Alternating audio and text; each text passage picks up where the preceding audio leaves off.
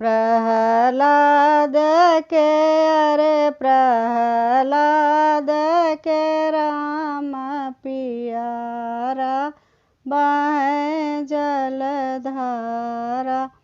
जब प्रहलाद अग्नि बीचे गईले हो, जब प्रहलाद अग्नि बीचे गईले हो, बिनु बादल के अरे बिनु बादल के पड़ेला फुहारा बहे जलधारा।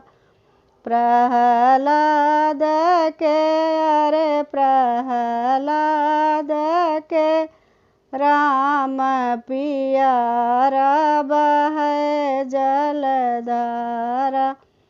जब प्रहलाद खम्भ में बांधी गईले, जब प्रहलाद खम्भ में बांधी गईले, वहाँ नरसिंह अरे वहाँ नरसिंह लिए अवतारा बहे जलधारा।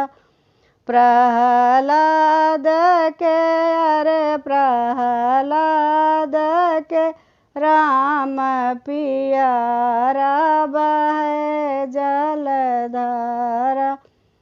जब प्रहलाद पहाड़ कूदई गईले हो, जब प्रहलाद पहाड़ कूदई गईले हो, वहाँ फुलवा की अरे वहाँ फुलवा की सेज बिछाई बहे जलधारा।